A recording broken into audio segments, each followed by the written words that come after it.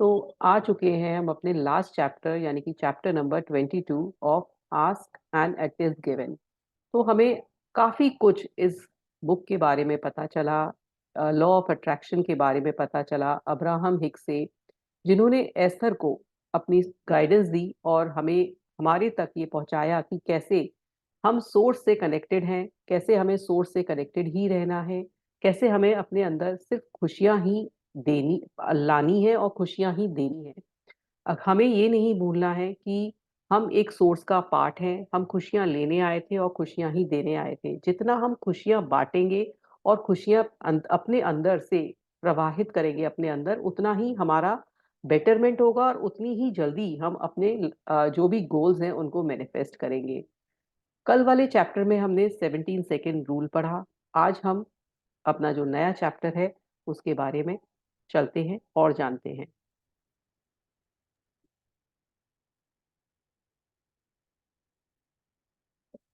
हाँ जी, जयंत जी। The different degrees of your emotional guidance scale. You might say that different emotions have different vibrational frequencies, but a more accurate way of saying it would be your emotions are indicators of your vibrational frequency. When you remember that your emotions indicate your degree of alignment with source energy, and that the better you feel, the more you are allowing your alignment with the things you desire, then it is easier to understand how to respond to your emotions. अब वो बोल रहे हैं the different degree of your emotional guidance system. आज हम जानेंगे कि कैसे हम इमोशनल स्केल पर ऊपर चढ़ते हैं, कैसे डिग्री अलग अलग होती है हमारी, जो हमारा इमोशनल गाइडेंस सिस्टम कैसे हमें ऊपर लेकर जाएगा, कैसे हम हायर फ्रीक्वेंसी की तरफ बढ़ेंगे। तो आपके डिफरेंट टाइप ऑफ इमोशंस होते हैं, है ना, आपकी डिफरेंट वाइब्रेशन होती है। जरूरी नहीं है कि आप अभी जिस वाइब्रेशन में हो और ऊपर एकदम वाइब्रेशन ऊपर वाली फ्रीक्वेंसी पे पहुंच जाओ। तो ये बहुत जानना जरूरी है कि कैसे हम अपना जो वाइब्रेशनल फ्रीक्वेंसी है उसको ठीक रखें और कैसे हम जो भी चीज चाहते हैं अपनी लाइफ में वो हमें मिल जाए। Absolute alignment with your own source energy means that you know the following: you are free, you are powerful, you are good, you are love, you have value, you have purpose, all is well. तो आपको अगर perfect alignment में रहना है, perfect चीजें अपनी जिंदगी में पानी है, तो आपको कभी भी नहीं भूलना है कि आप स्वतंत्र हो, आप बहुत पावरफुल हो, आप में पूरी शक्ति है, आप पूरे ताकतवर हो, आप अच्छे हो, आप बिल्कुल प्यार में हो, आप में आपके अंदर प्यार है, आपके अंदर वैल्यू है, आपकी एक वैल्यू है, आपकी लाइफ का कोई पर्पस है और सब कुछ इस दुनिया में अच्छा है। ये सारे जो एफर्मेशंस हैं, ये एफर्मेशंस की तरह से आप अपने अंदर भी दोहरा सकते हैं कि हर कुछ चीज आपके अंदर है। जब आप ये मानोगे, स्वीकार करोगे, जब आपको ये पता होगा कि कोई भी चीज ऐसी नहीं है जो मैं इस दुनिया में नहीं पा सकता हूँ, हर चीज मेरे लिए फ्री फ्लो में है और बस मुझे मांगना है और वो मुझे मिलेगा। At any time that you are thinking thoughts that cause you to know your true nature, you are in alignment with who you really are. For this is the state of absolute alignment. And the way those thoughts feel is the ultimate emotion of connection. When you think in terms of a fuel gauge on a vehicle, the state of alignment would be the same as a fuel tank.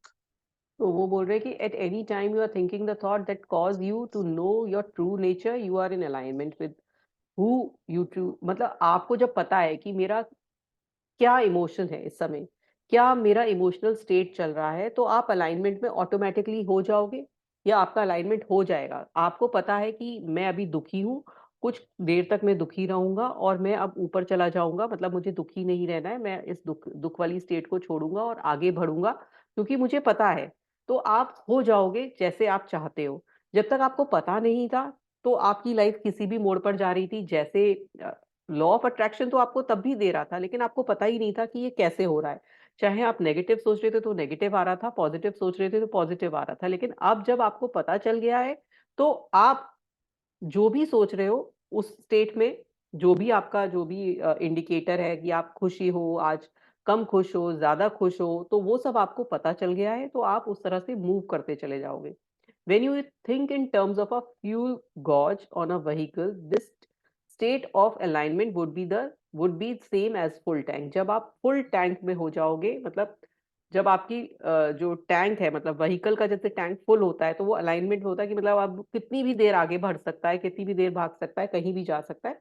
ऐसे ही जहां उसकी destination है वो वहां तक पहुंच सकता है। तो ऐसे ही जब आपका जो इमोशन है वो वाला इमोशन हो जाएगा, जो मैनिफेस्ट करेगा उस फ्रीक्वेंसी से मैच होने वाला जो इमोशन बन जाएगा, तो आप भी हर चीज अपनी लाइफ में पा सकते हो। In other words, imagine a gauge or scale with gradations or degrees, which indicate the position of the fullest allowance of your connection with your source energy, all the way to your emptiest, most resistant disallowance of your alignment with your source energy. तो अब आपको पता है कि आप जैसे हम मैं आपको पहले भी बता चुकी हूँ, ये अपना जो फ्रीक्वेंसी जो मीट वाला जो ग्रेड है, वो अब बता रहे हैं। जो मैंने बताया था कि सबसे लोएस्ट पर क्या होता है हमारा डिप्रेशन, सैडनेस, और जैसे जैसे हम ऊपर आते हैं तो हमारा जो सबसे, ये जो इनका इन्होंने अपना ऐसे पॉइंट्स लिख दिए हैं, जो मैंने आपको फ्रीक्वेंसी चार्ट दिखाया है, वो इन्होंने इस तरह से पॉइंट्स में लिख दिए कि सबसे ऊपर क्या है, joy, knowledge, empowerment, freedom, love, appreciation. फिर उसके नीचे पैशन, फिर एंथुजियाज्म, फिर positive expectations, belief, optimism, hopefulness, contentment, boredom, pessimism, फिर frustration, overwhelment, disappointment, doubt, worry. ये सब नीचे वाले हमारे इधर से आते चले गए। ये हमारा बोर्डम से नीचे जो लोअर फ्रीक्वेंसी में है, और बोर्डम से ऊपर हम हायर फ्रीक्वेंसी में आ गए। ठीक है, anger, revenge, hatred, jealousy, insecurity, guilt, fear, depression. अब आप सोचिए कि आप बिल्कुल नीचे वाले में हो। जैसे मान लीजिए आप में अभी कोई ऐसी चीज है कि आपको डिप्रेशन हो रहा है अपनी लाइफ में, तो आप डिप्रेशन से एकदम तो पैशन पे नहीं जा सकते हो, एकदम होपफुल तो नहीं हो सकते हो लाइफ में। तो आपको धीरे धीरे होगा कि आप डिप्रेशन से ऊपर चलोगे, कि चलिए इनसिक्योरिटी होने लगी आपको कि लाइफ में अब मुझे क्या करना है, अब मेरी लाइफ किधर जाएगी, मुझे समझ में नहीं आ रहा, मुझे इतना फाइनेंशियल लॉस हो गया है। तो मान लीजिए आपको फाइनेंशियल लॉस की वजह से डिप्रेशन हो रहा है, तो आप इनसिक्योर हो अपनी लाइफ में, आप सोच रहे हो कि कैसे करूंगा मैं, कैसे अपनी फैमिली चलाऊंगा। फिर आपने दूसरों लोगों को देखा कि वो भी अच्छा है, ये भी अच्छा कर रहा है, मैं ही क्यों खराब कर रहा हूँ, तो आपको जेलसी में आओगे। फिर आपको लोगों से हेट्रेड होने लगेगी कि इसने मेरी लाइफ बर्बाद कर दी, इसने मेरे पैसे ले लिए, इसलिए मुझे ये फाइनेंशियल लॉस हुआ। फिर उसके बाद आपको लगेगा नहीं, मुझे इनसे बदला लेना है, क्यों क्यों किया इन्होंने मेरी लाइफ में ऐसा। या कोई रिलेशन है उसमें डिप्रेशन के साथ आपका कोई रिलेशन से भी कुछ ऐसा हो गया कि कोई रिलेटिव आपका ऐसा निकला जिसने आपका सारा पैसा ले लिया, तो आप उसके लिए रिवेंज करने लगे, गुस्सा आ गया। फिर आपको डिस्करेजमेंट हुआ, फिर आप ब्लेम देने लगे, है ना, फिर आपको और चिंता होने लगी। तो आप ऐसे से इमोशनल स्केल पर बढ़ रहे हो, ऐसे से बढ़ रहे हो एकदम आप डिप्रेशन से। एकदम आप कोई बोले कि आप सीधे ऑप्टिमिस्टिक हो जाओ, सिर्फ आप कुछ अच्छा सोच लो, आप कुछ अच्छा पढ़ लो, तो एकदम नहीं हो पाएगा। आपको वन बाय वन, सीढ़ी बाय सीढ़ी, सीढ़ी बाय सीढ़ी, ये ऊपर तक जाना पड़ेगा। एकदम कोई अगर चिंता करता है आदमी, मान लीजिए वरी पर है, तो वरी पर है, वो नीचे जल्दी जा सकता है, वो नीचे तुरंत चला जाएगा कि ब्लेम करने लगेगा, डिस्करेजमेंट। लेकिन ऊपर आने के लिए उसे अपने वो रेजिस्टेंस को तोड़ना पड़ेगा। क्योंकि अब हमें पता चल गया है, तो वो ब्लेम को कैसे, अगर हम वरी में हैं तो ब्लेम पर ना जाएं, कैसे हम आगे, कैसे हम ऊपर चढ़े। क्योंकि ये भी जो रिस्पॉन्ड करना भी ना हमारे ऊपर है, हर चीज को जिस तरह से एंगल से देखना है वो भी हमारे ऊपर है। क्योंकि हमें डेस्टिनी में बहुत सारी सिचुएशंस लाइफ में आएंगी।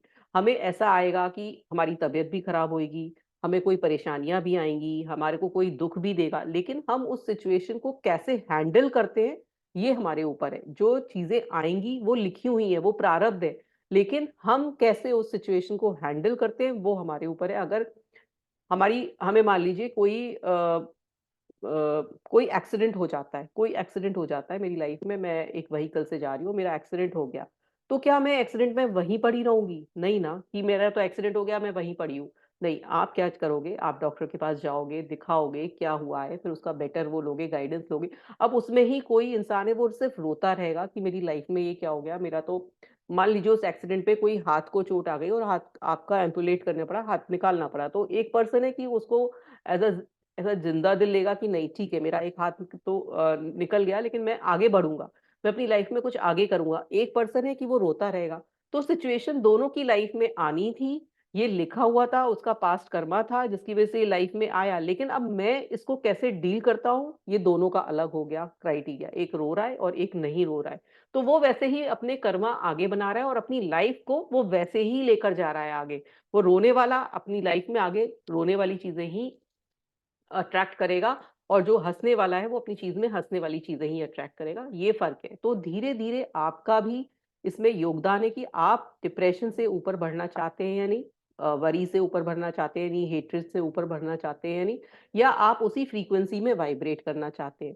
तो इसलिए ये बताया है कि ये सब चीज पहले से ही पता है कि हायर फ्रीक्वेंसी में रहने से हमारी जो मैनिफेस्टेशन है वो बहुत जल्दी होती है, और नीचे जो फ्रीक्वेंसी में है उसमें पूरी होगी, लेकिन टाइम लगेगा, बहुत ज्यादा टाइम लगेगा, क्योंकि जो भी चीज आप मांगते हो वो यूनिवर्स देखता है। और कभी कभी वो इस तरह से देगा कि आपने मतलब या तो आपको उसकी वैल्यू कम कर देगा, या उस समय देगा जब आपको कोई मतलब ही नहीं होगा।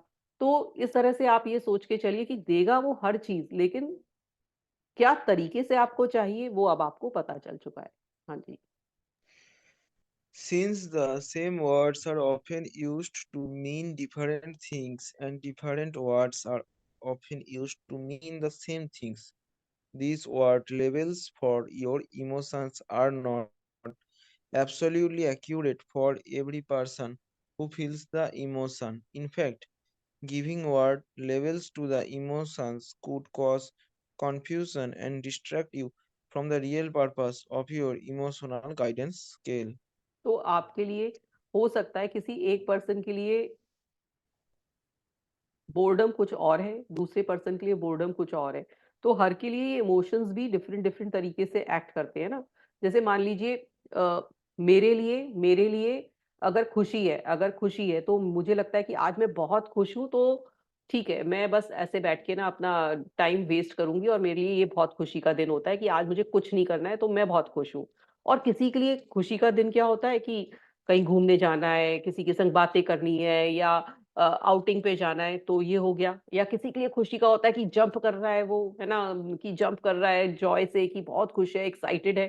तो हर किसी का जो खुशी का तरीका अलग होता है, ऐसे ही हर किसी किसी का बोर्डम का, हर जो इमोशन का जो तरीका होता है वो अलग होता है। किसी का एंगर होता है कि किसी को गुस्सा आया तो बहुत जोर से भड़क जाना, किसी को होता है कि दीवार पर अपना सिर ही दे देना, किसी को होता है किसी को थप्पड़ मार देना। तो हर का तरीका अलग होता है। लेकिन आप अगर इमोशनल स्केल में ऊपर बढ़ रहे हैं, अगर एंगर किसी पर आप डाल रहे हैं, तो फिर आप नीचे आ जाओगे।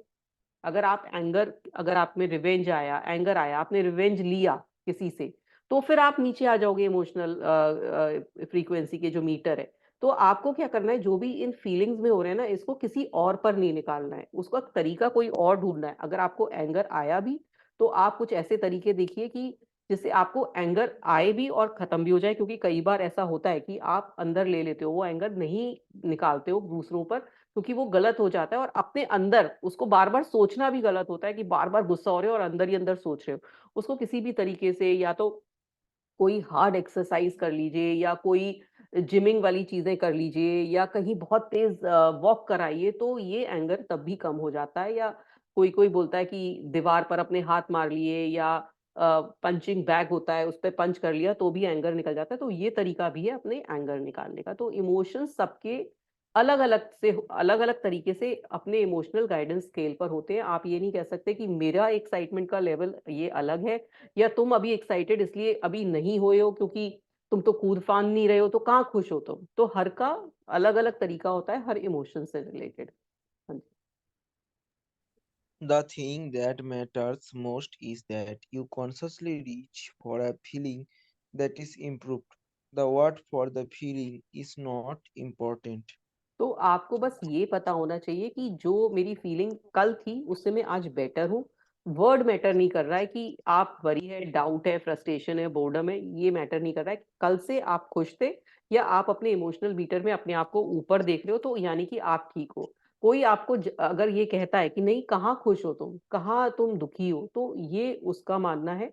आपका जो इमोशन जो कह रहा है, वो आपका जो इमोशनल स्केल है ना, मतलब जो मैंने 1 to 10 बताया था, आप अपने आप को बताइए कि मैं किधर हूँ। और अगर आप मानते हो कि आप 7 पर हो, तो आप 7 पर ही हो। अगर आप मानते हो 4 पर हो, तो आप 4 पर ही हो। क्योंकि हर का इमोशन का जो तरीका है अपने इमोशंस को व्यक्त करने का या अपने लाइफ को जीने का, वो सबका अलग अलग है।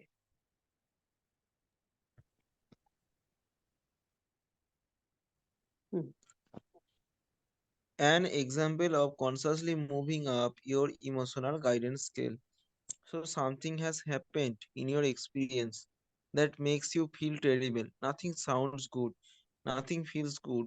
It seems as if you are suffocating, and each thought is equally painful. The best word to describe your nearly constant state of emotion is one of depression. तो उन्होंने डिप्रेशन बताया है कि एक एक तो एग्जाम्पल दे रहे हैं कि आपको कुछ नहीं अच्छा लग रहा है, आपको किसी से बात करना नहीं अच्छा लग रहा है, हर थॉट बेकार लग रहा है, एकदम सफोकेशन सा महसूस हो रहा है कि ये मेरी जिंदगी कैसी चल रही है। तो आपका क्या है कि एक इमोशनल स्टेट है, वो है डिप्रेशन की। हम्म। If you could throw yourself into taking some action, you might feel better. If you could put what is bothering you out of your mind altogether and focus upon your work, you could feel better. There are many thoughts that you could entertain that could free you from your depression. However, vibrationally, you don't have access to most of them right now. But if your intention is to find a thought, any thought that feels better, and you are consciously aware of how that thought feels, you can begin to move up the emotional guidance scale immediately. It is really a process of thinking a thought, any thought, and then consciously evaluating whether the new thought gives you any feeling of relief from where you were before that thought. So you and feel and feel with one intention only, to feel even the slightest bit of relief. अब वो कह रहे हैं कि जब आप इस depression वाली स्टेट में हो, तो आपको ऐसा लग रहा है कि अगर मैं ये काम कर लूं या वॉक पे चला जाऊं या मैं किसी से बात कर लूं, तो मैं ठीक हो जाऊंगा, है ना। तो आपको पता है कि मैं अभी डाउन है, मेरा जो इमोशनल मीटर है वो मैं डाउन हूँ, इमोशनल जो मेरा गाइडेंस सिस्टम मुझे ये बता रहा है कि आप अभी दुखी हो, एक्सक्यूज मी, ऐसी स्टेट में हो जब आपको कुछ अच्छा नहीं लग रहा। लेकिन मुझे अब ये पता है कि मैं डिप्रेशन में हूं, तो मुझे ऊपर उठना है। तो आपका बस ये जानना, फर्स्ट स्टेप ये जानना कि आप ऊपर उठना चाह रहे हो, तो ये भी बहुत काफी है, इनफ है। फिर आप कोशिश कर रहे हो कि मैं किस तरह से किस तरह से मैं कैसे इस डिप्रेशन से निकलूं, और मैं क्या क्या कर सकता हूँ, किस चीज से मुझे थोड़ा सा रिलीफ मिल सकता है, किस चीज से मुझे थोड़ा सा अच्छा लग सकता है। तो मैं आप अपने आप कोशिश करूंगा कि ऐसा होगा। ये मेरे साथ भी हुआ था कि बीच में ये लॉ ऑफ अट्रैक्शन वाली जर्नी में मुझे एक दिन ऐसा लगा कि नहीं, मेरी लाइफ में कुछ अच्छा नहीं हो रहा, ऐसा नहीं हो रहा।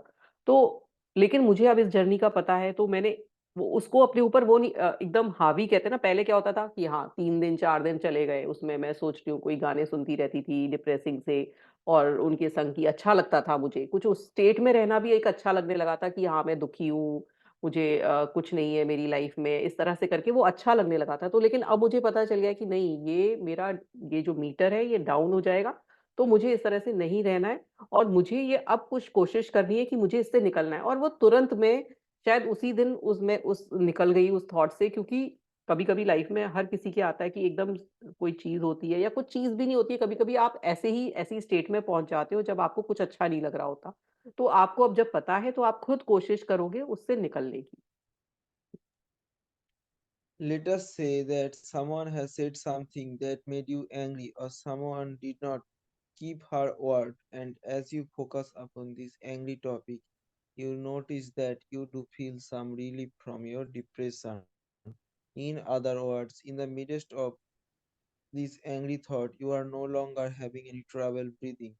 The feeling of claustrophobia has lifted, and you do feel slightly better. अब वो बोल रहे हैं कि जैसे जब आपका डिप्रेशन वाली स्टेट थी तब तभी आपसे किसी ने गुस्से से कुछ कह दिया या कुछ आपने बोला था तो वो पूरा नहीं हुआ तो आपको गुस्सा आ गया, तो आप क्या हुआ, डिप्रेशन जो नीचे था उस स्टेट से थोड़ा सा ऊपर बढ़े, एंगर वाली फ्रीक्वेंसी में आए और थोड़ा सा आपको अच्छा लगा कि चलो कुछ तो हुआ। मतलब एक जो वो इमोशनल स्टेट थी जो बहुत ही, जो डिप्रेशन होता है जो हम कहते हैं ना, बच्चे कहते हैं डिप्रेशन, वो डिप्रेशन एक्चुअल में क्लिनिकल डिप्रेशन उसमें ऐसा होता है कि वो आदमी बिल्कुल अपने को बंद कर लेता है और वो किसी से इंटरैक्ट ही नहीं करना चाहता है, वो बिल्कुल बंद हो जाता है। तो वो जब सिचुएशन और उसके साथ किसी ने उसको आके गुस्से से कहा तुम ये नहीं वो नहीं, तो उसे भी गुस्सा आया, तो वो उसका जो इमोशनल मीटर है थोड़ा सा ऊपर बढ़ा, थोड़ा सा उसे अच्छा भी लगा कि वो उस स्टेट से अब उसके पास दूसरी चीज है गुस्सा सोचने के लिए कि मैं गुस्सा हूँ और मैं गुस्सा कर रहा हूँ और मुझे बहुत खराब लग रहा है कि क्यों मेरे पास कोई आ रहा है, तो वो गुस्से वाली स्टेट में, लेकिन फ्रीक्वेंसी मीटर में वो ऊपर बढ़ा है। हाँ जी। Now, here is the crucial step in effectively utilizing your emotional guidance system. Stop and consciously acknowledge that your chosen thought of anger does feel better than the suffocating depression that it replaced. And in the consciousness recognition of your improved vibration, your feeling of powerlessness softens, and you are now on your way up your emotional guidance scale back into full connection with who you really are. अब जब आपको गुस्सा आया तब आपको खुद अच्छा लगा कि मैं उस वाले थॉट से, जहाँ मुझे जीने का मन नहीं कर रहा था, जहाँ मुझे ऐसा लग रहा था कि लाइफ मेरी एंड हो चुकी है, अब मुझे जीना ही नहीं है, इस लाइफ में क्या बचा है, तो जब आप एंगर वाली फ्रीक्वेंसी में आए तो आपको थोड़ा ठीक लगा कि अब मुझे जीना है, मुझे लोगों से गुस्सा करना है, लोगों पर, लोगों से बदला लेना है, फिर आप और रिवेंज वाली, मतलब एक एक करके ये देखिए उस सीढ़ी में आप आगे बढ़ रहे हो।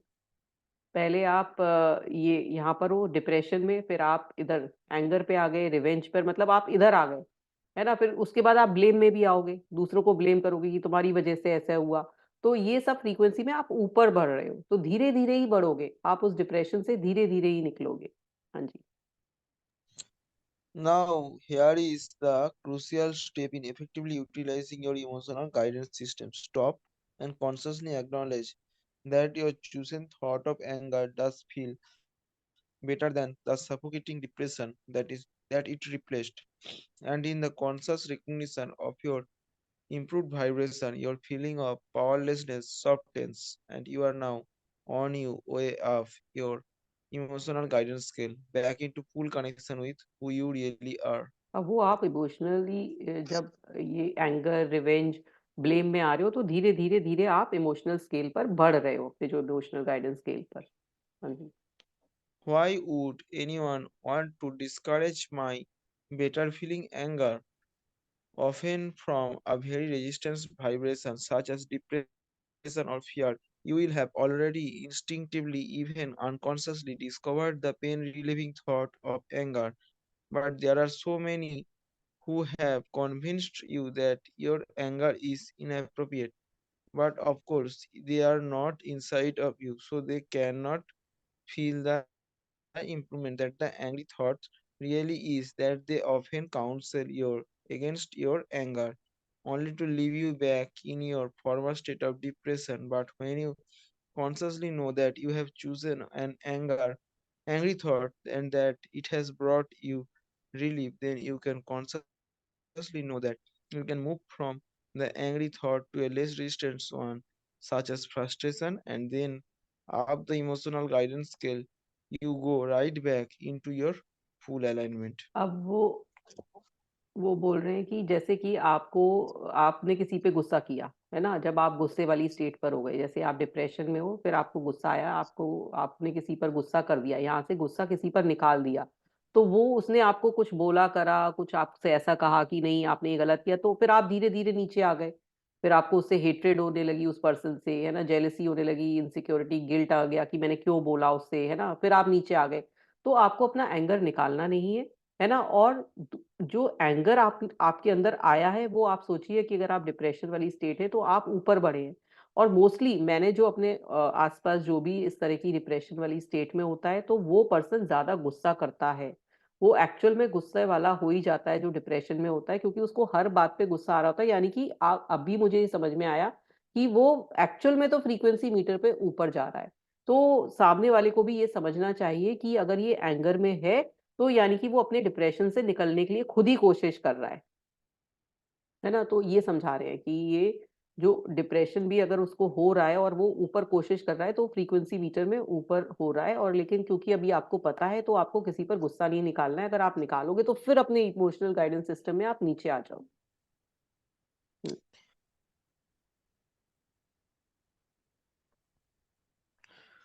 Why your slightest improvement is of such great value.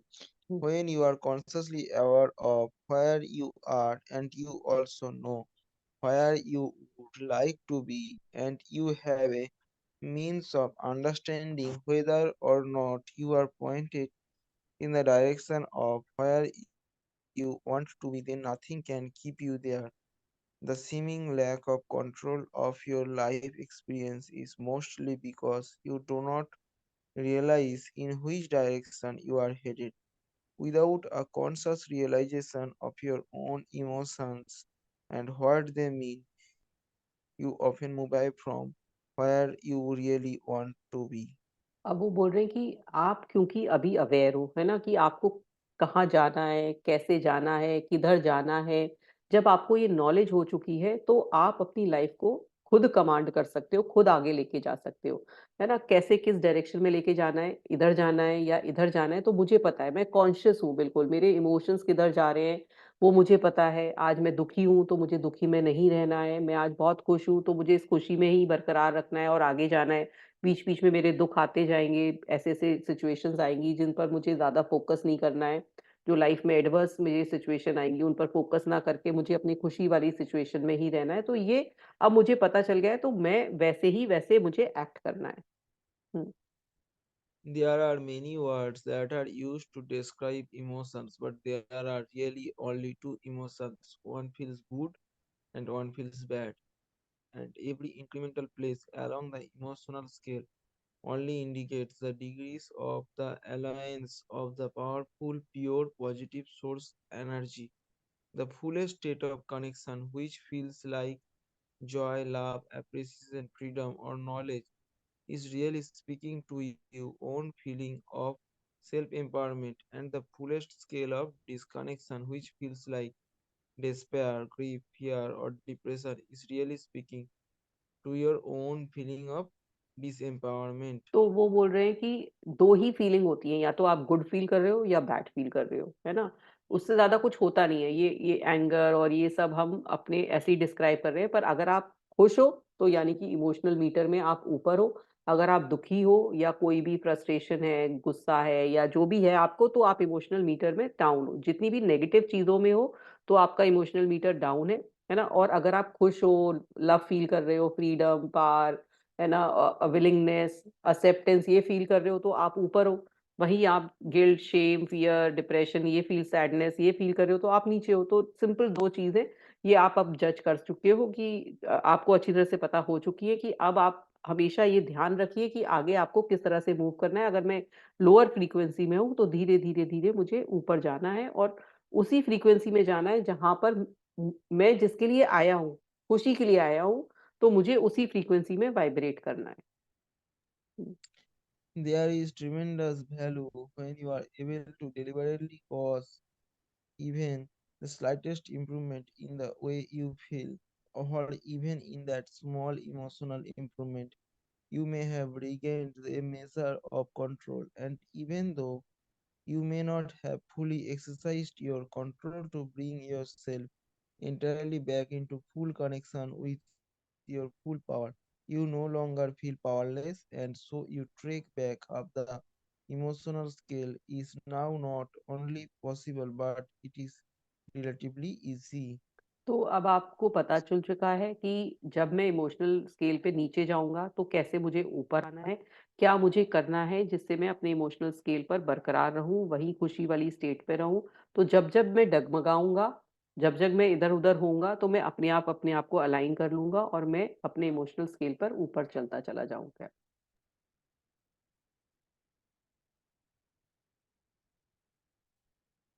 I oh am doing नहीं, ओनली यू if नो।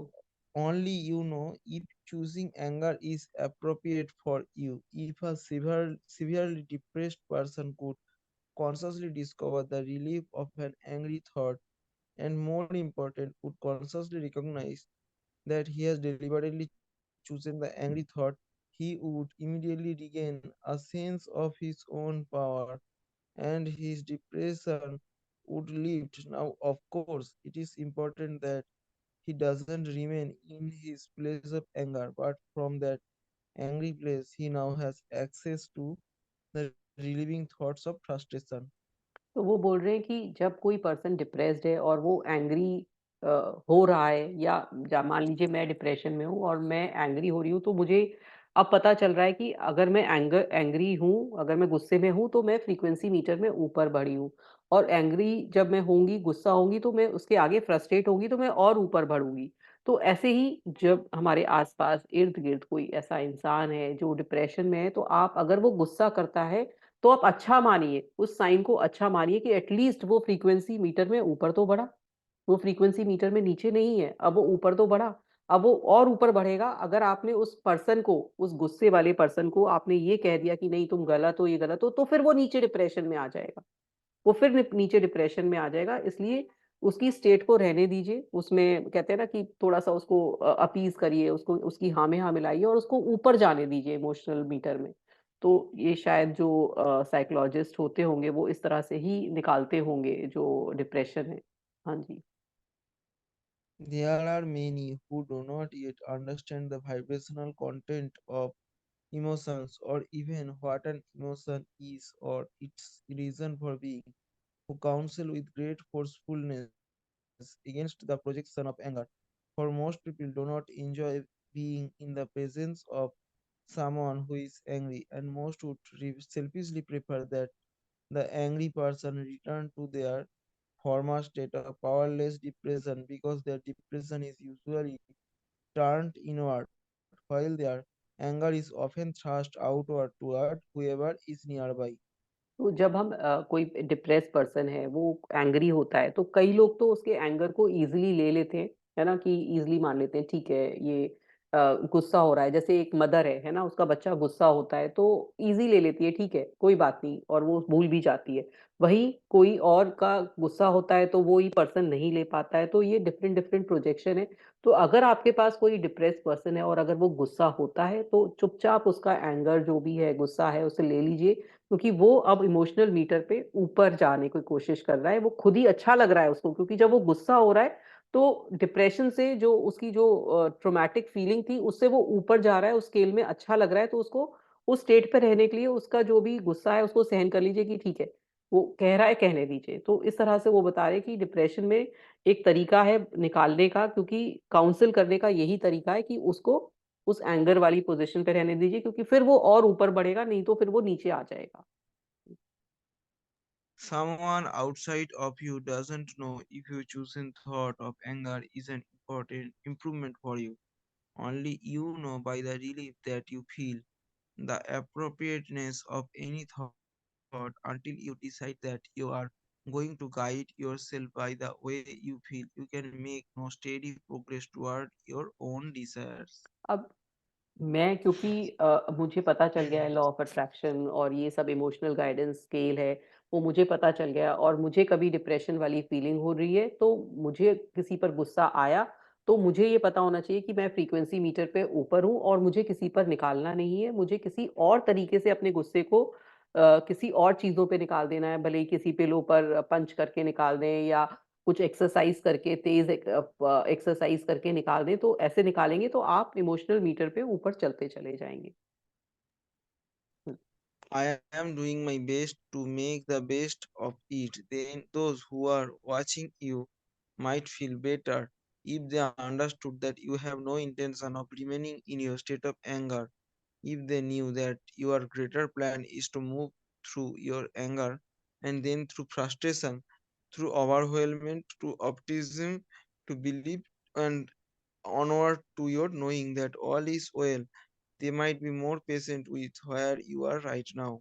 तो अगर जो सामने वाले लोग हैं उन्हें पता है, जैसे अब आपको पता चल गया है और आपके पास आसपास कोई ऐसा पर्सन है जो कि इस फीलिंग में है, डिप्रेशन वाले चैलेंज में है, तो अब आप उसको देखिए कि अगर वो एंगर में है, तो उसने अगर आपके ऊपर गुस्सा निकाला तो निकालने दीजिए, क्योंकि अब वो उस फ्रीक्वेंसी में ऊपर बढ़ रहा है, उस फ्रीक्वेंसी मीटर पर।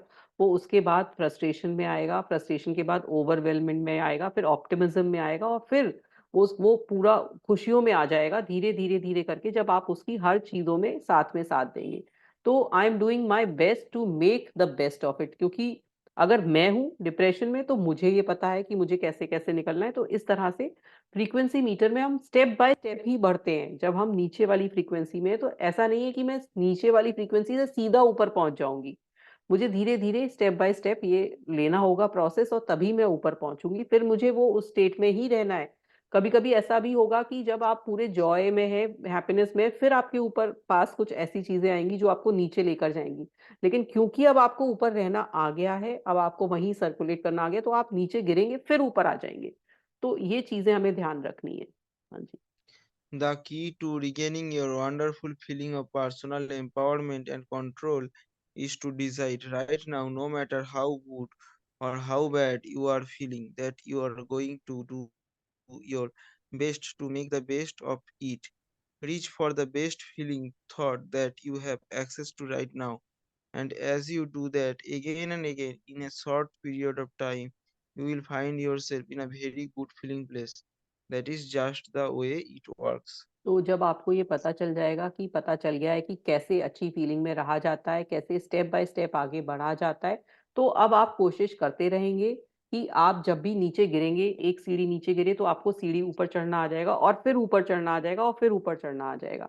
तो अब आपका ये काम है कि आपको हमेशा रोज अपना गाइडेंस सिस्टम देखना है कि कहाँ मैं नीचे तो नहीं जा रहा हूँ, मैं ऊपर सीढ़ी बढ़ रहा हूँ या नहीं बढ़ रहा हूँ। ये सब मुझे मुझे अब मेरा काम हो गया है कि क्योंकि मुझे हायर फ्रीक्वेंसी में ही रहना है, मेरा ये काम है, और मैं धीरे धीरे उस हायर फ्रीक्वेंसी में ही रहने वाला हूँ। मैं उससे नीचे नहीं गिरूंगा, अगर गिरूंगा तो तुरंत मैं ऊपर चढ़ूंगा, ये मैंने सोच लिया है।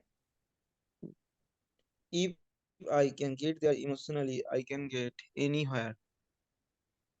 हम्म। Right now, I am going to find the best feeling thought that I can. I am going to reach for more relief, more relief, more relief. Remember, rage gives you a feeling of relief from depression, grief, despair, fear, guilt, or powerlessness. Revenge gives you a feeling of relief from ये rage. एक second चैन जी, मैं ही पढ़ती हूँ, मैं समझाती भी जाऊंगी।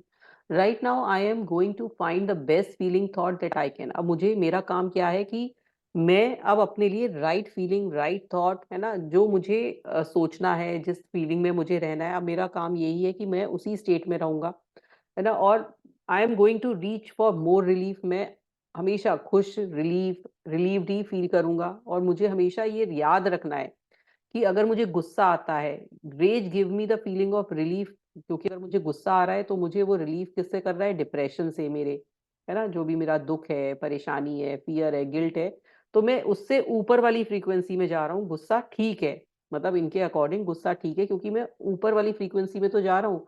Revenge give me the feeling of relief from rage. अब रेज से अगर मुझे ऊपर, अगर गुस्से से ऊपर बढ़ना है तो रिवेंज में आ रहा हूँ, तो वो भी ठीक है।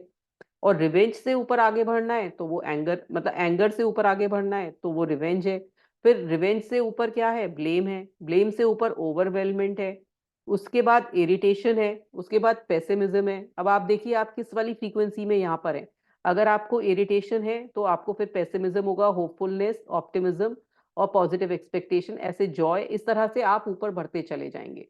तो आप देखिए कि आप किधर वाली फ्रीक्वेंसी में है, तो आपको किस किस फ्रीक्वेंसी में जाना है।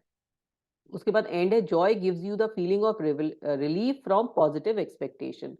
तो जॉय मतलब जब पॉजिटिव एक्सपेक्टेशन, मतलब आपका कोई भी थॉट निकलता है, जब भी हम कोई डिजायर करते हैं तो हम खुश होकर तो डिजायर करते हैं ना, कि मुझे वेल्थ चाहिए, तो मुझे चाहिए 10 करोड़ रुपए।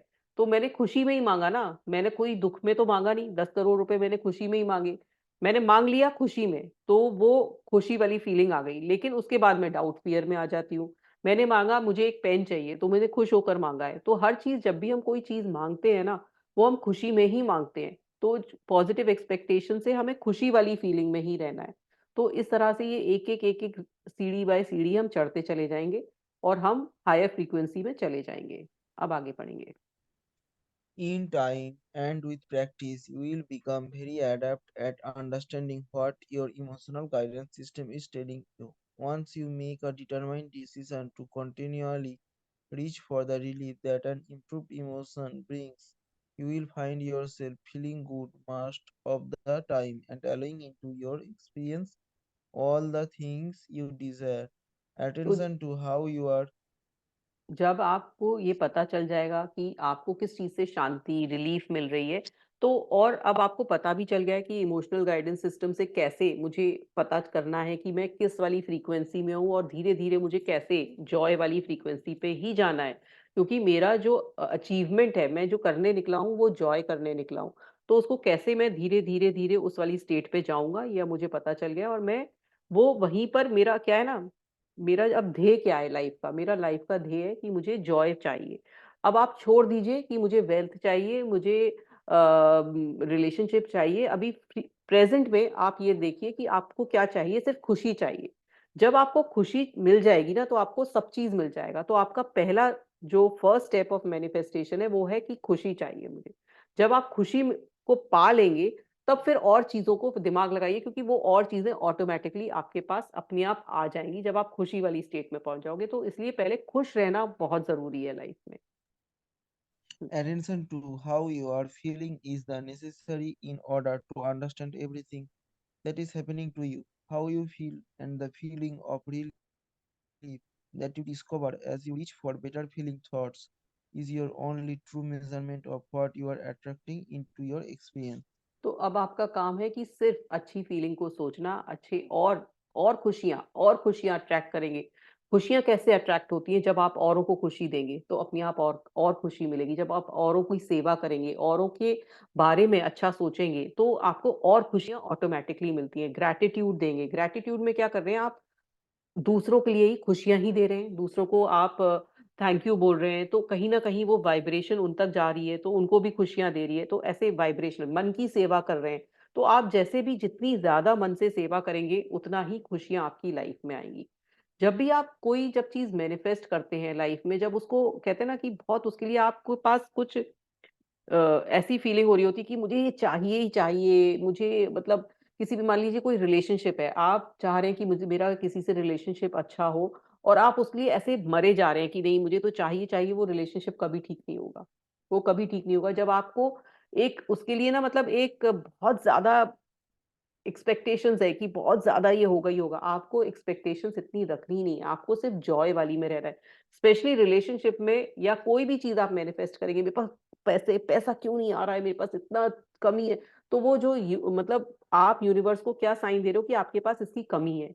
तो आपको कभी भी अपनी लाइफ़ में कोई भी चीज़ मैनिफेस्ट करते समय ये दिखाना ही नहीं है यूनिवर्स को कि मेरे पास किसी चीज़ की कमी है। मेरे पास सब चीज़ की अबंडेंस है, इसलिए बार-बार बोला जा रहा है कि अपने को अबंडेंट मानिए। ज कब अबंडेंट मानेंगे जब आप ग्रैटिट्यूड देंगे, जब आपको ये पता चलेगा कि आप वाक़ई लाइफ़ में अबंडेंट हैं। हज़ारों लोगों से आप ऊपर हैं, जब आपको ये पता चलेगा कि आप कितना मतलब आपको लाइफ़ में मिला है और तब आप वो उस फीलिंग ऑफ जॉय में और उस feeling of attunement with source में जाएँगे, तब आपकी लाइफ़ में वो मैनिफेस्टेशन हर चीज़ लाइफ़ में आने लगेगी। हाँ जी। But what about those who desire not to desire? We would describe the sensation of desire as the delicious awareness of new possibilities. Desire is a fresh, free feeling of anticipating wonderful expansion. The feeling of desire is truly the feeling of life flowing through you. But many people, while they are using the word desire, feel something quite different. Desire for them often feels like yearning for while they are focused upon something that they want to experience or have. They are equally aware of its absence, and so while they are using words of desire, they are offering a vibration of lack. They come to think that the feeling of desire is like wanting something that they do not have. But there is no feeling of lack in pure desire. तो ये वही बात कह रहे हैं जो मैंने अभी समझाई कि आपकी लाइफ में आपको यूनिवर्स को कहीं भी ये फील नहीं कराना है कि आपकी लाइफ में कोई यर्निंग है, मतलब कोई कमी है आपकी लाइफ में, कि जैसे मान लीजिए कि मुझे एक पेन चाहिए, तो आप मेरे को पेन चाहिए, पेन से ही मेरा सब कुछ सही होगा, बिना पेन के तो मेरी लाइफ में कैसे मैं लिखूंगी। तो आप ऐसे ऐसे मांग रहे हो जैसे कि आपके पास मतलब बिल्कुल ही मतलब ऐसे आप गरीब हो गए हो, आपके पास कुछ है नहीं, दूसरी किसी पेंसिल से भी नहीं लिख सकते हो, आपको सिर्फ पेन ही चाहिए। तो आपने क्या बताया कि आपको पास कमी हो रही है किसी चीज की, आपके पास किसी चीज की कमी है, तो वो यूनिवर्स कमी ही करेगा। आपको क्या बताना है कि मेरे पास पेन है, मैं तो बहुत ही सब कुछ है मेरे पास, मेरी तो लाइफ में हर चीज अच्छी चल रही है, मैं तो हर चीज पेन पेन को विजुलाइज आगे करेंगे कि मेरे पास पेन आ गया है और मैं लिख रही हूँ उस पेन से, और मैं पेन से काम कर रही हूँ, मेरे अच्छे अच्छे नोट्स बना रही हूँ, बजाय उसके कि अब पेन नहीं आया, पेन के बिना मैं कैसे करूंगी, मेरे पास तो एक एक नोट्स भी नहीं बन पा रहे हैं मेरे से। तो इस तरह की जो फीलिंग आप दिखाएंगे ना कि मेरे पास ड्रेस नहीं है, मेरे पास पैसे नहीं है, तो वो यूनिवर्स ये देखेगा कि आपके पास सिर्फ लैक ही लैक है, आपके पास कमी ही कमी है। और हम ये ही करते हैं एक्चुअल में ना, किसी से रिलेशन ठीक करना है, ऐसा क्यों नहीं हो रहा है, रिलेशन ठीक क्यों नहीं हो रहा है, अरे ये रोज गुस्सा होता है, अरे ये मुझे रोज परेशान कर रहा है, मेरे से अच्छी तरह से बात भी नहीं करता। तो मतलब आप क्या कर रहे हो, वो यूनिवर्स को कमी दिखा रहे हो, किसी भी चीज की कमी दिखा रहे हो, तो वो कमी नहीं दिखानी है। So if you will keep in mind that whenever you ask, it is always given, then each of your desires will now be pure non-resisted desire. हम्म, तो आपको जो भी चीज मांगोगे वो आपको मिलेगी, अगर वो आपकी आप उसमें रेजिस्टेंस पैदा नहीं करोगे। Many people desire things that they are not currently living fully, and in some cases, they have desired them for a long period of time. And so they think about the thing they desire, and then they think about not having it. In time, they come to believe that the way they feel as they think about what they want and realize they don't have it but can't figure out how to get it is the way desire feels. But they are not in the state of pure desire, they are in the state of the resisted desire. Often their vibration is more about the absence or lack of what they want than it is about what they want.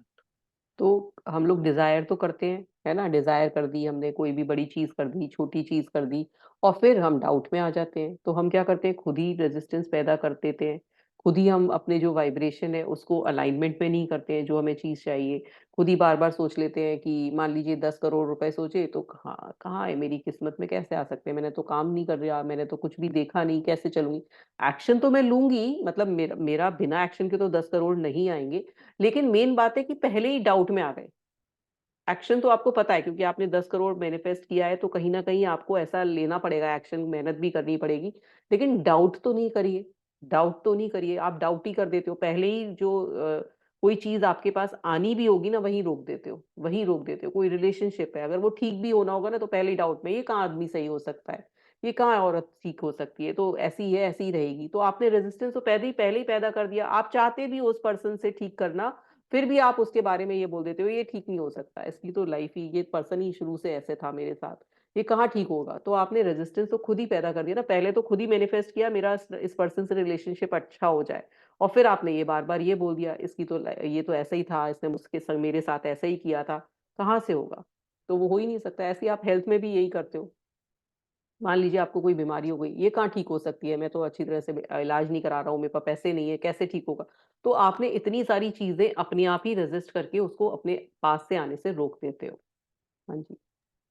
Without even realizing what they are doing, they are holding themselves vibrationally apart from their own desires. So, in time, they come to believe that this sluggish, unfulfilled feeling of not getting what they want is really what desire feels like. तो अब क्या होता है कि ऐसे जब आप इस तरह से एक्ट करने लगोगे, तो नेचुरल है वो आपको मिलेगा नहीं, फिर आप कहोगे लॉ ऑफ अट्रैक्शन तो काम ही नहीं करता। तो या फिर बहुत धीरे है, मेरा तो इतने अभी तक कुछ हुआ ही नहीं लाइफ में, अभी तक मैंने ये सोचा था कहाँ मिला। तो ये क्यों हो रहा है, क्योंकि आप अलाइनमेंट में ही नहीं हो, और रेजिस्टेंस इतना पैदा कर रहे हो। हम्म।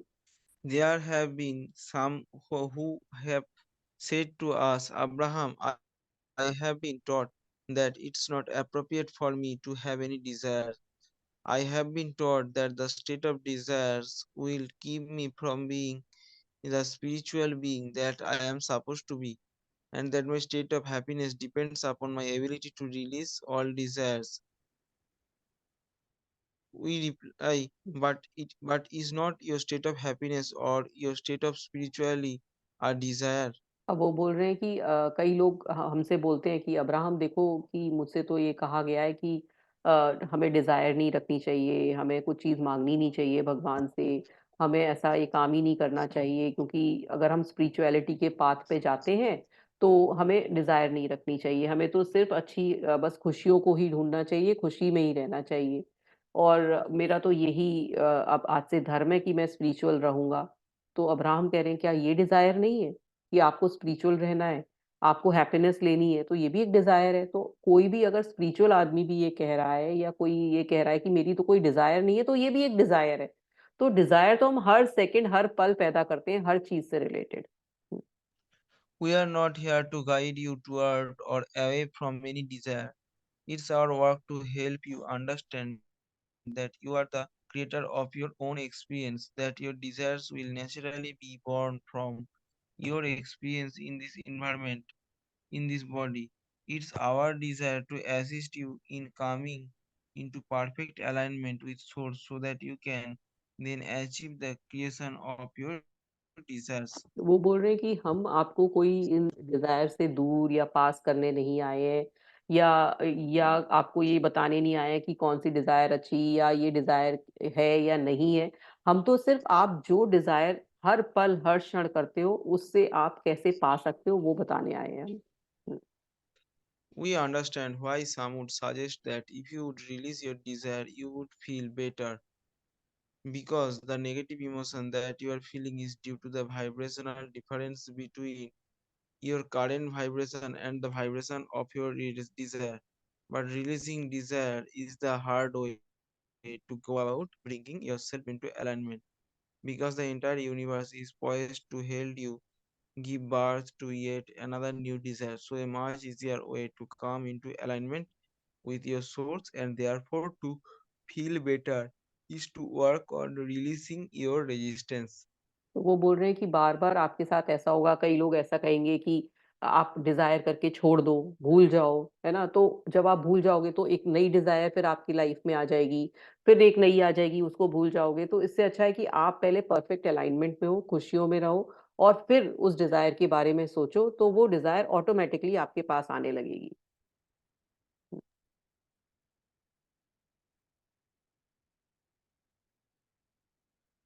Does your desire feel like the next logical step? Your ability to imagine will help the next logical steps come to you faster. You can work the bugs out of it in your imagination. You do not have to build little things and bigger things. You can do it all in your mind. We are not talking about the next logical action step. We are talking about you using your imagination until your big dream feels so familiar that the manifestation is the next logical step. अब वो बोल रहे हैं कि does your desire feel like the next logical step, की मतलब आपकी जो डिजायर है वो क्या आपने इतनी विजुलाइज कर ली है, इतना क्लैरिटी से है, एक एक स्टेप आपका बिल्कुल क्लियर है कि आप क्या कर रहे हो, कैसे मतलब कैसे वो हो रही है, क्या आप कर रहे हो, पूरी एक मूवी की तरह से आपको बिल्कुल स्टेप बाय स्टेप लॉजिकल पहले अपने दिमाग में होनी चाहिए, उसके बाद आप एक्शन लोगे। पहले तो अपने डिजायर मतलब क्या था ना, कोई मैंने आधे से ज्यादा मतलब इस दुनिया में इतने सारे लोगों का तो यही नहीं है, अगर किसी से पूछा जाए कि आप क्या करना चाहते हो लाइफ में, यही नहीं पता होता है कि आपको आगे करना क्या है। तो पहले तो आपको ये पता होना चाहिए कि आपका गोल क्या है, और उस गोल को विजुलाइज करना आना चाहिए। सबसे पहला तो ये है, एक्शन आप बाद में लोगे, सबसे पहले तो वो उस डिजायर का एक क्लैरिटी से आपका एक पिक्चर होनी चाहिए आपकी आपके मन में। हाँ जी। For example, a mother and her adult daughter were contemplating purchasing a lovely house in a beautiful area and creating a wonderful bed and breakfast facility. The daughter said to her mother, "If only we could find a way to make this happen, it would make me happy for the rest of my life. If this could happen, it would make up for all of those things that I wanted that didn't come to pass." तो अब वो बोल रहे हैं कि चलो एक example लेते हैं, एक डॉटर और एक मदर है, मदर वो डॉटर बोल रही है कि मेरे को एक घर चाहिए, और वो अगर ये मेरी ड्रीम पूरी हो जाए तो ये बहुत बढ़िया चीज होएगी। Hmm. We explained. We explained that the vibration of her desire was not yet in the pure place that it needed to be in order to allow this experience to manifest. When your desire feels so big that it feels unreachable, it is not on the verge of manifestation. When your desire feels to you like it is the next logical step, then it is on the verge तो of वो बोल रहे हैं कि manifestation. आप ऐसे नहीं कि सिंपल इतना वेगली डिजायर करिए, आप उसका बहुत क्लैरिटी से पिक्चर बनाइए कि इस जगह मुझे घर चाहिए, इतना बड़ा घर चाहिए, मैं यहाँ पर ये कर रही होंगी, मैं यहाँ पर बैठी होंगी, इतना बेडरूम होने चाहिए, इतना ऐसा उसमें सोफा लगा हुआ है, मतलब आपने पूरी पिक्चर बना ली उसकी। तब वो बहुत अच्छा बन जाएगा, और फिर आप उसके आगे नेक्स्ट लॉजिकल स्टेप लेंगे। मतलब पहले अपनी क्लैरिटी होनी चाहिए जो भी आपने गोल मैनिफेस्ट किया है। हम्म। Once you feel in control, you will enjoy it all. You can tell by the way you feel whether your vibration is in the place where you are allowing universal forces to deliver your desire to you now or not. With practice, you will know whether you are on the brink of a manifestation or whether it is still in the becoming stages. But most important, once you are in control of the way you feel, you will enjoy it all. तो जब आप इसको बहुत अच्छी तरह से आप उसमें विजुलाइज करोगे, अच्छी तरह से उसको देखोगे, तो आपको खुद ही अच्छा लगेगा। वो एक मूवी की तरह से जब आपके दिमाग में चलेगी ना, तो वो बहुत जल्दी पूरी भी होगी, और आपको भी ना उससे अलाइनमेंट होगा, उस जो आपके जो भी डिजायर है उससे अच्छा लगेगा। आपने मान लो ये सोचा मुझे 10 करोड़ रुपए चाहिए बस, अगर आपने यही सोच के छोड़ दिया वो होगा, पूरा होगा। लेकिन अगर आप उससे ये देखोगे कि मेरे को 10 करोड़ रुपए चाहिए, मैं उससे क्या कर रही हूँ, मैंने उससे बंगलो लिया है, फिर मैं घूमने जा रही हूँ, या मैंने कुछ म्यूचुअल फंड्स लिए, या मैंने अपने बच्चों को दिए, या मैंने अपने स्पाउस को दिए, तो वो जो आप पूरा जो भी आप एक पिक्चर बनाओगे ना, उससे आपका एक तो क्लैरिटी होगी, यूनिवर्स को पता चलेगा कि हाँ आपको ये काम करना है, बिल्कुल क्लियर है, आप क्रिस्टल क्लियर है। तो आप उतना क्लियर होने चाहिए जो भी, और आपको भी उससे फिर अट्यूनमेंट होगा, हाँ देखो वो खुश हो रहा है, मैंने उसको पैसे दिए, या मैं ये परचेज कर रही हूँ, मैंने ये ड्रेस ली, मैंने ये बैग लिया, मैंने फ्लैट लिया, मैंने बंगलो लिया, तो आपको भी वो खुशी दे रहा है, तो आप उससे जल्दी अट्यूनमेंट में होगे उस डिजायर से।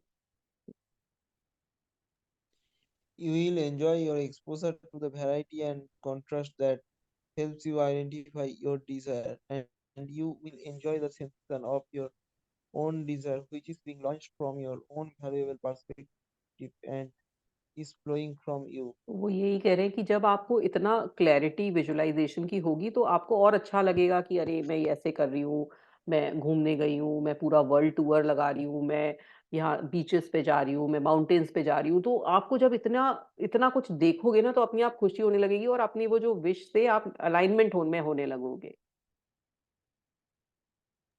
You will- You will enjoy the sensation of your conscious awareness when you are not a vibrational match to your own desire, and you will enjoy the sensation of deliberately bringing yourself back into vibrational alignment with your desire. तो जो अभी तक आपने सिर्फ 10 करोड़ रुपए के बारे में सोचा था, वो इतना वाइब्रेशनल अलाइनमेंट में नहीं था। जो आपने अब इतना लंबा चौड़ा उसके बारे में सोचा, तो वो नेचुरल है, अच्छा भी लग रहा है, आपको सुनने में भी अच्छा लग रहा होगा, मुझे इमेजिन करने में भी बहुत अच्छा लग रहा है। तो नेचुरल है, आपको खुशी मिल रही है, तो आप नेचुरल अलाइनमेंट में हो गए। You will you will feel relief as doubts slip away, and as the secure feelings of well-being replace them.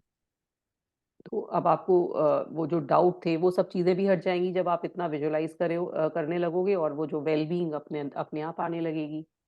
You will enjoy sensing things that are about to happen. You will enjoy seeing things beginning to fall into place, and you will adore witnessing manifestation of your desires. फिर आप देखोगे कि synchronisation शुरू हो जाएगा, मुझे 10 करोड़ रुपए चाहिए, मेरे को कोई प्रोजेक्ट मिल गया, मेरे को कोई काम मिलने लगा, मेरा जो बिजनेस है वो उसमें मुझे और असाइनमेंट मिल गए, बड़े बड़े कस्टमर ने मुझे अप्रोच कर लिया, तो मेरे पास पैसे आने लगे। तो आपके पास वो दरवाजे भी खुलने लगेंगे, जैसे जैसे आप आगे आगे विजुलाइज करके आप एक्शन भी फटाफट फटाफट लेने लगेंगे।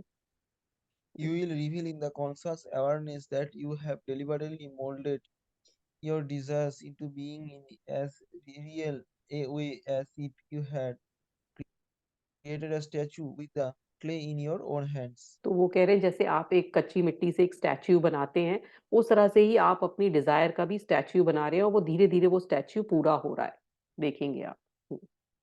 You will adore the sensations you feel as you align again and again with the fruits of your own experience.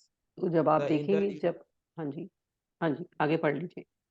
the entire universe exists to produce new life-giving desires within you, and when you go with the flow of your own desires, you will feel truly alive, and you will truly alive. और फिर आप जब ये देखोगे कि universe आपकी वो पूरी चीजें पूरी कर रहा है, आप अलाइनमेंट में हो, तो आप खुद ही बहुत अच्छा लगेगा आपको, खुद ही आप अच्छा महसूस करने लगेंगे। तो ये था हमारा चैप्टर नंबर 22। तो आज ये फिनिश होता है, जिसमें उन्होंने बहुत अच्छी तरह से हमें समझाया कि कैसे हम एक एक स्टेप बाय स्टेप कैसे फ्रीक्वेंसी मीटर में हम ऊपर बढ़ते हैं। एकदम हम नीचे से ऊपर जंप नहीं लगा सकते हैं, धीरे धीरे हम अपने फ्रीक्वेंसी मीटर में ऊपर बढ़ेंगे और हमें अब अच्छी तरह से ये जॉय की फीलिंग में रहना आ गया है। हमें बार बार जब अगर हम जॉय वाली फीलिंग से नीचे जाते हैं तो हमें समझ में आ गया कि हम ऊपर कैसे जाएंगे। हमें अब हमारा इमोशनल गाइडेंस सिस्टम समझ में आ रहा है, मैं आज कैसा फील कर रहा हूँ, मुझे उस पर फोकस नहीं करना है, मुझे उसी फ्रीक्वेंसी में, नीचे वाली फ्रीक्वेंसी में नहीं रहना है, मुझे ऊपर वाली फ्रीक्वेंसी में ही रहना है। ये हमने इन 22 चैप्टर्स में बहुत अच्छी तरह से जाना। उन्होंने हमें ये 22 चैप्टर्स इसलिए पढ़ाए हैं जिससे कि जो हम आगे की जो प्रोसेसेस हैं उन पर हम, जब प्रोसेसेस हमारी जब पूरी होगी, कोई भी मैनिफेस्टेशन टेक्निक जब हमारी पूरी होगी, जब हम इस तरह से अट्यूनमेंट में होंगे अपने माइंड से और बॉडी से। अगर हम जॉय वाली फीलिंग में होंगे ही नहीं तो हम कितनी भी प्रोसेसेस कर लें, कितनी भी टेक्निक्स कर लें, वो पूरी नहीं होंगी। तो इसलिए उन्होंने हमें पहले, कहते हैं ना, हमारा ऑरा क्लीन करना बताया है कि हम पहले कैसे क्लीन हो, कैसे हम उस वाली फ्रीक्वेंसी में ऊपर जाएं। और अगर फ्रीक्वेंसी में ऊपर नहीं जा रहे हैं तो हमें खुद सोचना पड़ेगा कि ये इसीलिए हमारी ये टेक्निक सक्सेसफुल नहीं हुई, क्योंकि हम अभी उस वाले फ्रीक्वेंसी के मीटर में अभी ऊपर नहीं है, अभी हम कहीं नीचे ही वाइब्रेट कर रहे हैं।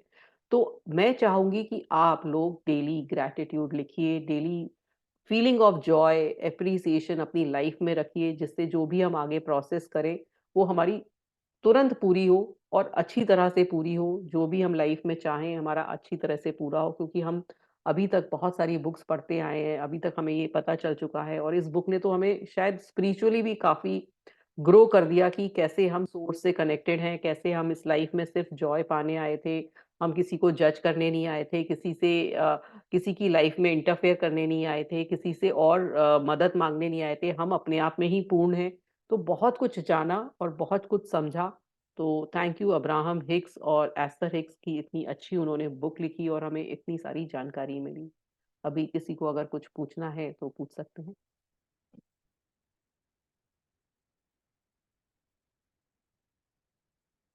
नहीं तो चलिए हम अपने एफर्म। मैं कुछ कहना चाहती हूँ दीदी। हाँ जी, पूछिए अ, पूछिए। इस चैप्टर में कई बार ये चीज आई थी कि जब हम डिप्रेशन में होते हैं हम्म। और जब हम एंगर की तरफ जा रहे होते हैं तो हम्म। वो ठीक हो रहा होता है, मतलब वो उनका ठीक हो लेवल रहा है। थोड़ा सा ठीक हो रहा होता है। हाँ तो जी। ये बात मुझे इस तरह से समझ में आई ना कि जैसे हम डिप्रेशन में होते हैं तो हम अपनी फीलिंग्स को ही नहीं शेयर कर पाते। हम, हम्म। जैसे आपने बताया था, एक ही कमरे में बंद रहना चाहते हैं, किसी से बोलना हम्म। नहीं चाहते हैं। तो जब एंगर आता है तो हम अपनी कुछ चीजें निकाल पा रहे हैं, हम्म। रिलीज कर पा रहे हैं। रिलीज कर पा यही रहे हैं। मतलब है ना? यही, यही बिल्कुल यही मतलब था ना? मतलब है। यही हाँ, मतलब क्यों? है। हाँ हाँ। यही मतलब है। ठीक। तो अभी तक हम्म अगर आप ये सोच रहे हो कि अब मैं डिप्रेशन में हूँ और मुझे गुस्सा भी आ रहा है, तो ये गलत है, ऐसा नहीं है। तो आप फ्रीक्वेंसी मीटर में ऊपर ही जा रहे हैं। हम्म। उसे गलत मत मानिए, लेकिन हाँ, उसको निकालिए, किसी पर नहीं। उसको निकालने हम्म के तरीके कुछ और सोचिए। हम्म। है ना? क्योंकि अगर हर आप, कोई ये नहीं समझ पाएगा ना, वो हाँ, सब हर कोई आपको हर नहीं किसी समझ को पता पाएगा। ही नहीं है। है ना? हम्म। कि ये एंगर है तो आप अच्छे के लिए कर रहे हो, ये मतलब अच्छा हो रहा है आपकी लाइफ में, वो तो सोचेगा आप मुझे टारगेट कर रहे हो, मैं ये भी गुस्सा तो कर हमें रहे हो। आज ही समझ में आया ना, क्योंकि हमने हाँ। पढ़ा ही है। हाँ, ये हमें पढ़ा क्योंकि हमें समझ में आया कि हमें टारगेट अपने, अगर हमने फिर से किसी पे टारगेट कर दिया तो फिर वो हमें कुछ गुस्सा होएगा, तो फिर हम हाँ। दोबारा दुखी हो जाएंगे, फिर हम नीचे चले जाएंगे। तो अगर हमें गुस्सा आया है तो हम गुस्से को सही समझेंगे और हम कहीं और निकालेंगे अपने वो गुस्से वाली फीलिंग को, हम्म। क्योंकि तो धीरे धीरे हम एंगर का ऊपर ही बारे बढ़ में रहे हैं। जो फीलिंग्स आएगा वो आपने मन में बोलना हाँ जी। है, मेरे को इसका ऊपर आ रहा है, ये आ रहा है। आपने हाँ ब्लेम, एंगर मतलब एंगर से ब्लेम के तरफ वो टर्न लेना है। हाँ मेरे को हाँ। इसका वजह से मेरा लाइफ स्पॉइल हाँ, मेरा हुआ, लाइफ इनका स्पॉइल वजह हुआ। से इसने मेरा ये, हाँ जी, फिर आप ऊपर इसने बढ़े। मेरे को रोक दिया है, इसने हाँ, मेरे को टोक दिया है। तो ब्लेम से आप आएगा फ्रस्ट्रेशन, फ्रस्ट्रेशन मतलब फ्रस्ट्रेशन पे आप एकदम कुछ बोल नहीं पाओगे, कुछ शांति वाला आएगा, उसके बाद पेसिमिज्म आएगा, पेसिमिज्म के बाद ऑप्टिमिज्म, वो सब आता है। आता चला जाएगा धीरे धीरे ना, लेकिन आप उस गुस्से को भी ना रखिए, मतलब ये धीरे मत धीरे सोचिए कि ये आएगा। गलत हो रहा है कि अब मैं गुस्से में भी हूँ, अब गुस्से ये में फ्रस्ट्रेट। मारपीट मारपीट वो सब नहीं करना है। हाँ गुस्से मतलब में किसी। बस मतलब वो अपने आप ही बोलना है, जो मेरे को इसका वजह से ये हो गया, मेरे उसने हम्म। मेरे को ये सिचुएशन क्रिएट किया है, इसका वजह से हाँ, मेरा लाइफ में वो रुकावट ब्लेम आ गया में, है। हाँ ब्लेम ठीक है, उससे बेटर ब्लेम है हाँ, कि हाँ ब्लेम में चले ब्लेम जाओ है। तो ऊपर और फ्रीक्वेंसी में जा रहे हो, वो होता है, ये अपने आप होएगा। हाँ, चैन और जी। ब्लेम नहीं करोगे तो हम्म। मतलब इंटरनली तो इमोशन सप्रेस होएगा, और इमोशन सप्रेस होएगा तो माइंड का अंदर एक बोझ वो क्रिएट होगा, वो डिजीज भी क्रिएट करता वो है माइंड डिजीज पे। क्रिएट कर देता है, एंगर बहुत जल्दी बहुत सारी चीजें क्रिएट करता है। तो हाँ, एक्चुअली वो माइंड लेवल पे चला जाता है ना, और जब हम्म। आप ब्लेम पे आते हो ये सब, तो माइंड लेवल से फिजिकल लेवल पे आते हो, हाँ जी, तो रिलीज होता है वो रिलीज हो जाता है, इमोशन। बिल्कुल ठीक। तो अब मुझे काफ़ी ये समझ में आया कि वाकई जो, अगर कोई डिप्रेशन में पर्सन है, अगर इस सिचुएशन से जूझ रहा है, तो अगर वो गुस्सा होता है तो सुन लीजिए उसका गुस्सा, उसे जाने दीजिए। पर हम सुन नहीं पाते हैं, हमारे अंदर इतना पेशेंस नहीं है कि अगर हमारे आसपास कोई ऐसा पर्सन है और अगर वो गुस्सा कर रहा है तो हम उसका गुस्सा सुन लें। सुन ही नहीं पाते हैं, यही परेशानी है। पर कई लोग सुन लेते हैं और समझ लेते हैं कि हाँ चलो ये बोल रहा है, बोलने दो, और बोल के इसका गुस्सा शांत हो जाएगा, लेकिन वो फ्रीक्वेंसी मीटर पे ऊपर चला जाएगा। मैंने एक जैन स्टोरी में सुना था, मतलब हम्म। किसी का बात ध्यान से सुनना भी उसको हम्म। हील करना होता है, और वो ध्यान से सुनना भी मतलब कुछ बोला नहीं, बस सुनना है, वो भी एक तरह का मेडिटेशन होता है। बिल्कुल बिल्कुल बिल्कुल। अपनी बात को कहते हैं ना, हम लोग ज्यादातर अब ग्रुप में बैठे होते हैं तो हर किसी को बोलने का लगता है, मैं बोलूं मैं बोलूं मैं बोलूं। बल्कि जो पर्सन जो सुन रहा होता है ना, मोस्ट इंटेलिजेंट पर्सन वही होता है, क्योंकि आपको सुनना बहुत जरूरी है। पहले जब तक आप सुनेंगे नहीं ना, तो तब तक आप कुछ अच्छा बोल ही नहीं पाएंगे।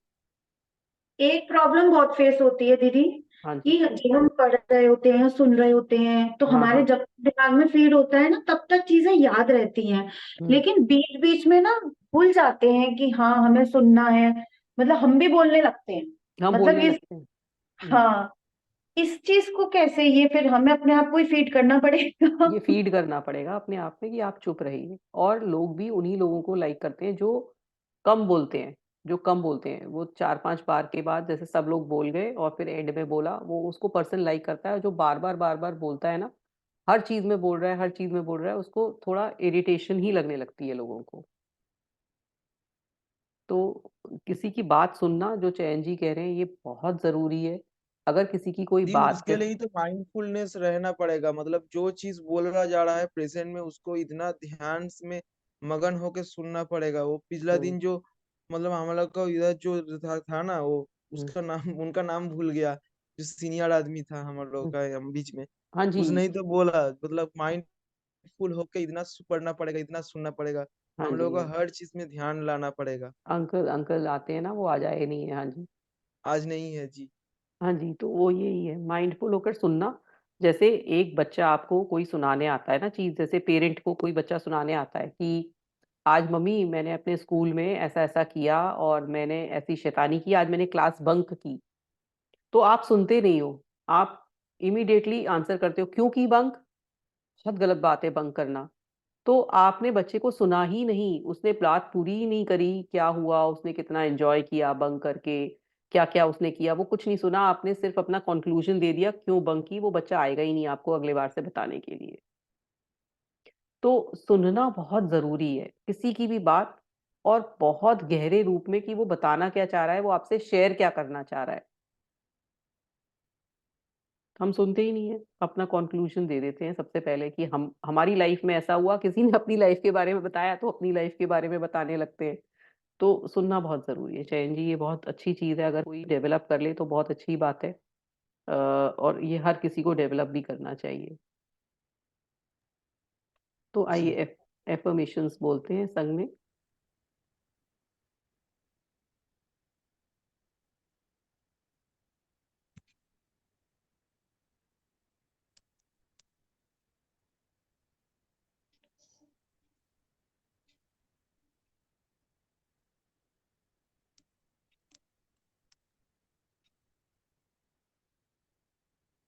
I am beautiful. I I am am beautiful. I am powerful. I am powerful. I am powerful. I am confident. I am confident. I am confident. I am fit and energetic. I am fit and I energetic. am fit and energetic. I am a money magnet. I am a money magnet. I am a I am lovable. I am lovable. I am I am strong. lovable. I am strong. I am I am peaceful. strong. I am peaceful. I I am am peaceful. good in all my relationships. I am I good am in good all in my all my relationships. relationships. I am good in all my work. I am good in I all am my good work. in all my work. I am abundant. I am abundant. I am abundant. My life is beautiful. My life is beautiful. My life is beautiful. तो आप इसे दोहराते रहिए। कल हम अपना introduction chapter लेंगे, जो पार्ट 2 का उसका इंट्रोडक्शन लेंगे, जिसमें समरी है इस बुक की ऑलमोस्ट। तो मोस्टली मैं सब लोगों से रिक्वेस्ट करूंगी कि आप कल ज़्यादातर लोग ज्वाइन करें, क्योंकि जो जिन्होंने 1 to 22 चैप्टर नहीं ज्वाइन किया है तो वो आपको एटलीस्ट उसकी एक समरी जानने को मिल जाएगी कल मंडे को। तो चलते हैं, आज का चैप्टर नंबर 22 हमारा ख़त्म होता है और कल नया सेकंड पार्ट के संग हम शुरू करेंगे अपना ask and it is given book को। Thank you, Didi. Thank you. Thank you.